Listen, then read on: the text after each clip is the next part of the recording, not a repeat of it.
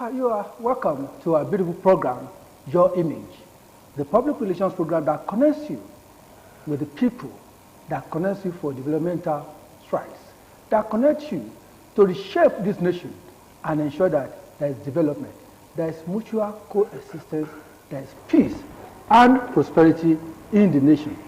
Today, I'm having two great men. Let me first of all say, welcome, Chief Shino Lowe. He is an entrepreneur, a national leader of repute when we talk of labor relations. He is also the president of Egba Economic Council. You're welcome, sir. Good afternoon, sir. Pleased to have you. And also with me, I have Mr. Chris Coker. He is also the vice president of Egba Economic Council. We are looking at political engagement, and the topic is setting agenda for political leaders in 2023. Remember, I'm still your host, Abeokuta. Today, we're going to look at this critical moment where everyone is engaging the political leaders. Come 2023, we are having the presidential election, National Assembly elections, and then other elections.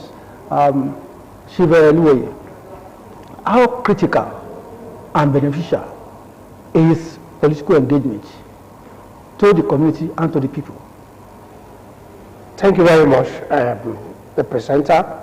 It's nice being here this afternoon. Nice having you. And I must commend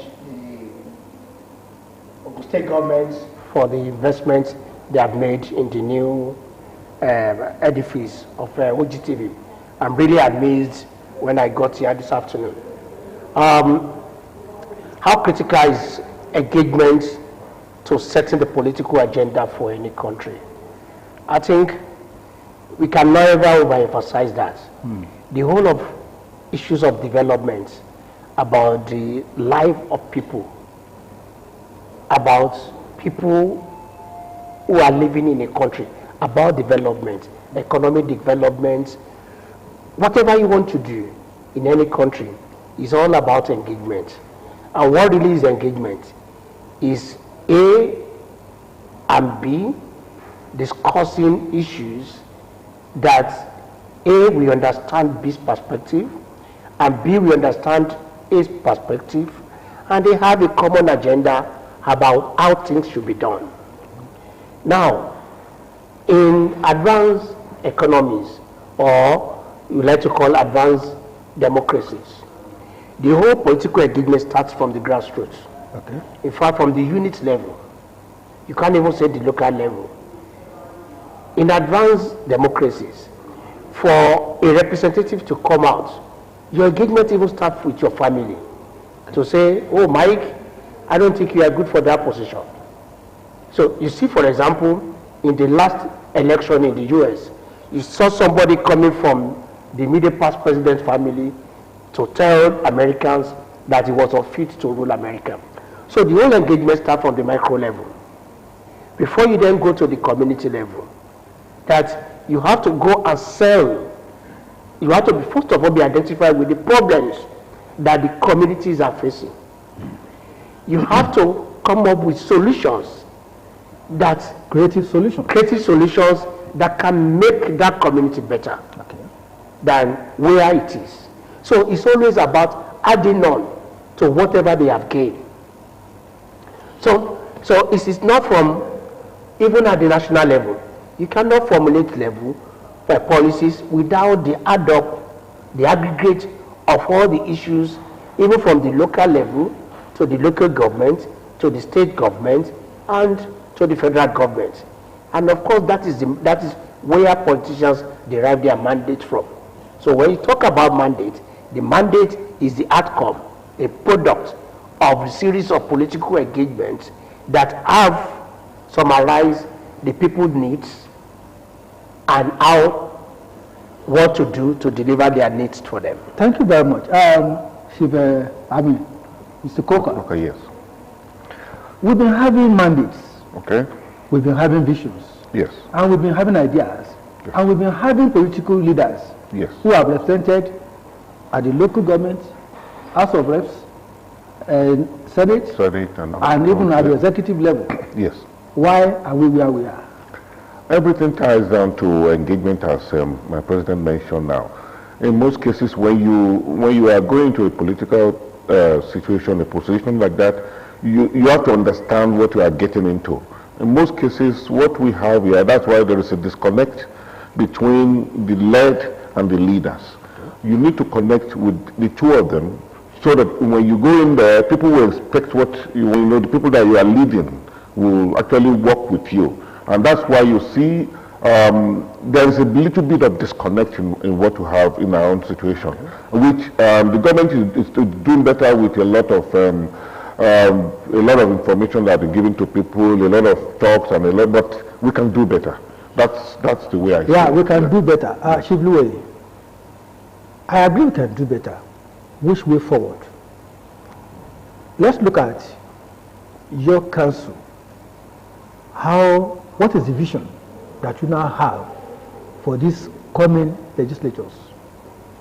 Now, Egbe Economic Summit is a group of intellectuals that have come together to promote the economic and infrastructural development of Egba land and people living in Egba land. Though we have the name Egba Economic Summit, you meant to say that, oh, it is for the Egba people only. No. So everybody who has economic interest in Egba land, significant economic interest in Egba land, can join Egba Economic Summit. And there are several people from other nations. Even the Egba Economic Summit. Because what are we saying? We are coming to the micro level to say, for development to happen in Nigeria, development will touch every part of Nigeria. Before you call Nigeria a developed state, development must happen at every grassroots, every nooks and crannies of Nigeria. Abuja is not Nigeria. Neither is Lagos, Nigeria. Every nooks and crannies of Nigeria must develop. And development can only happen by the people. So for us, we are coming as we are not politicians. And it's not by politicians alone. A politician cannot make a nation. Businessmen are needed. Teachers, trade unions, trade association, market women, the balance, the KBACs. We all can come together. We are the people that can define how we want our community to be. Look at all the politicians we have in Nigeria. Political A, B, C, D, and even the new A and B, they all have similar agenda. It is as if one person sat down in his bedroom and wrote the manifestos of all the major political parties in Nigeria. And that is to tell you, the politicians are very, very much disconnected. That is how the idea of Egbe Economic Summit came up. And it's not a new thing. Perhaps you may want to know. We have the Nigeria Economic Summit Group, which is a body of businesses and also people who are intellectually inclined who engage government from time to time on policy issues. And they try to influence policy issues. The same thing in Egbe Economic Summit. Our tools is one, is advocacy, to tell people, look, this is what we need. This is good for us. Two is engagement. We are not combative. We are not a pressure group, but rather we are an engagement group to talk to any government in power, whether we don't care whether A is elected or B is elected. But how do we make when people are elected, when the senators are elected, when the members of House of Representatives are elected? How do we have an engagement sessions with them to make them accountable, to make them closer to the people, to make them deliver on the earnings of the people? Thank you very much. Okay. How receptive is this environment to industrial development? That is first question. And I also want to ask you, when we are looking at the receptiveness, how much of technology are we involving? Okay, receptiveness to a business environment is still evolving in our environment. Because when you have room to improve, we are not there yet. but we are doing much better. We can look at it from the Ogun State situation, whereby if you want to process your land now, in those days, there are technologies that they use now. Lamps that they are mentioning, that's a good one. If you want to collect your tax papers now, there's a lot of technology. Automation. Automation. You don't have to go through it the way it was before. That's why I said in the environment, we can get there. But it's better, when it's just a race that 1,000 miles race, you have to start with the first step. We are way down up the trip, but we are not there yet. And then there's still, we are better than we have 10 years ago, whereby if you have to have a CFO in the state, you have to go through a lot to get it. But now you will get your CFO, but it's much more easier to get. Nowadays than because there's a lot of automation. I would commend the government on that. And then the second item you mentioned on the reception. Yeah. When government gives you a program, there's always resistance everywhere. But when government says this is what they want to do and they stick by it, people will just align. And they will do it. That's when they will see that, this is very good, it's better than where they were coming from. So that's the way I see reception in this case. Because people will always resist any change. Thank you very much. I also must add to that. Okay. Our people are very enterprising. Yes. Our people are very receptive. In fact, Ogun State is probably the most, like we say in Egbaland, accommodating. Civilization starts from here. Okay. So, you go to Shakmo, you go to any market, whether you are Igbo or you are from Benue State, we are receptive to everybody. Yeah, everybody. And we have co-locate with people. We are the more cosmopolitan. We are the first cosmopolitan city in the whole of West Africa. Even before the advent of Lagos City. Yes. Abeokuta was the center. Yeah, so our people are very receptive to businesses. And you don't see youths or balance harassing any business here, because like you have in other parts of Nigeria. Exactly. So we are receptive, and you can see along the corridor of Kobape Shagamu Road, there are a lot of development there. You probably cannot get the land on the first course there. Yes, correct. You have to go for the second course there to get land. So we are very receptive. Yeah, I can also admit that because a lot of businesses are thriving in the city, but there's an area of concern. How do we get our political leaders to improve the laws of the youths? I need to illustrate. We have a lot of them roaming the streets, and if we have industries, if we have technical people, then to further improve their well-being. Thank you very much. That's a very, I am happy that you've touched about that today. We also worry about that in the Economic Summit. Correct. For example, our country is in a situation today where if somebody just do this like this, he has become a star, an idol. Okay. And that is, we might think, out of 1,000 youths that are doing this, one became a star. We may think that our children are doing well. No. But it is getting bad in this country. Yes. That we, the older generation, we need to do something to redirect the mind of the society. So how do we redirect? Good. One of the things we used to do there, if you remember, when you and I were in secondary school, when I came here today, I went down there to the old Ogtv, when I remember Olusegun Kishola, that we used to attend inter-schools debates. On Thursdays, on Sundays. That is what you listen to on the radio. That is what we all look forward to, becoming representatives of our various schools in inter-schools debates, inter-6 again. So there's no reward for, a state that produces 1,000 first-class students, not just in Nigeria, even abroad, where our children came up with first-class degrees in even in reputable universities outside Nigeria. But somebody will go to BB house where nudity and all sort of obscenity is promoted. and he will come back to be given a house. Well, that is not promoting the youth. We need to change our psyche. So for us, this year, what we're going to do is to reopen inter-schools debates in Egbaland. And we will enjoin our brothers in the eastern flank of Ogun State and the western flank of Ogun State to also embark on that. Yes. So that the champion from Egba Central, Ogun Central, can also go and face the champion from east and in the west. Yes. And on the Lagos-Ibadan Express Road, we can have the poster of the best school or the most brilliant students from Ogun State in that year there. That will begin to change the attitude of our children. Second one, vocational studies have totally collapsed.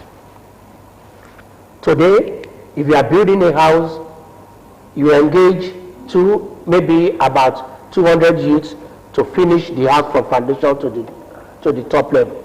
You're probably not going to get 5 workers from Ogun State. They are either from Benue State, they are from Central Nigeria, or they are from neighboring countries. That needs to change.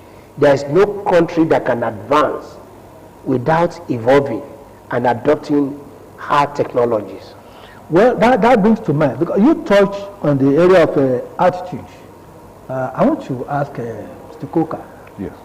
When we look at the attitude of our business people, let me come down to the local people who are in the markets. Okay.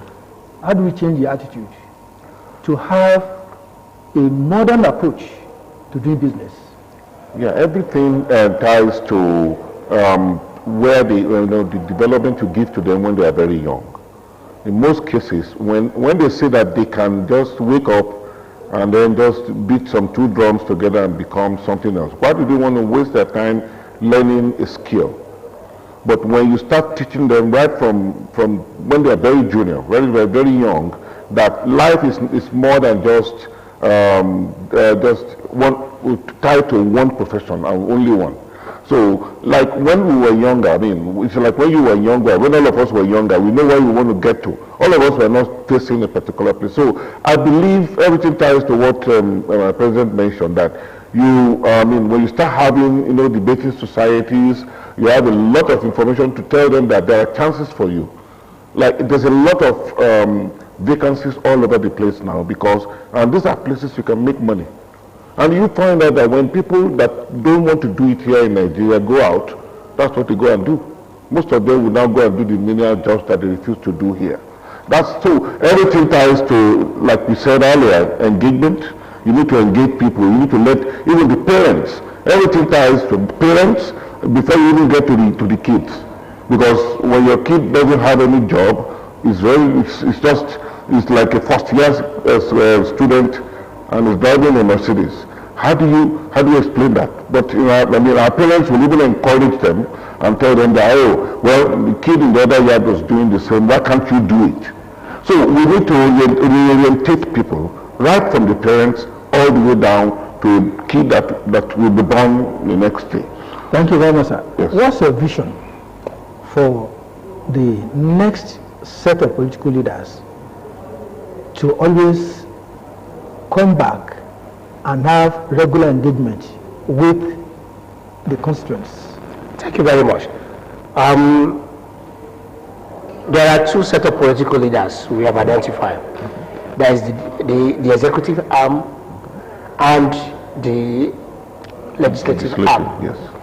Quite often we pay our attention to what is going on, what the executives are doing. But there is one very critical area we are not paying attention to. That is the legislative houses. And we have forgotten that there is nothing the executive can do, most often, without the legislative approval. Therefore, for these 4 years, we are going to pay very serious attention to the legislative houses. Right from the way they are elected. The Economic Summit is on Tuesday. We are having engagement sessions. Retreats with all the candidates of all the political parties representing the 6 local governments in Ogun State. Okay. So we want to have the idea, because the 10th assembly is going to be more challenging and more topical than all the assemblies we have had in Nigeria, because of issues that are coming up. One issue that will come up in the 10th assembly is the amendment to the PIA, Petroleum Industry Bill. Yeah. There are agitations coming up from there. And Ogun State very soon is going to join the League of Oil Producing States. 2, Water Resources Bill. This is very critical to Egba land. Okay. Remember how. Now, the whole world has paid attention to Egba land on water and public sanitation since 1930. Okay. In fact, before 1930, when Egba United Kingdom borrowed money from UK to provide public water for Abeokuta. Yes. Why was that supported? Because there was massive cholera in Abeokuta. The first major problems they were faced when we got to Abeokuta, when population started to expand, was cholera. So for us, water is very critical. It's a matter of life and death in Abeokuta. Yeah. So the second one, when you discuss the water resource bill, we already know the resources that are put in the hands of federal government, how difficult it is to get. Does it mean that then, if you approve the water resource bill, it could be that most of the houses along Shokori will then belong to the federal government? Or before you fetch your water from Shokori, or before you drill borehole in Abeokuta, you need the federal government approval. Is that what we want to get? Somebody will then be charging you 300,000 naira, 500,000 naira to give to somebody before you get water.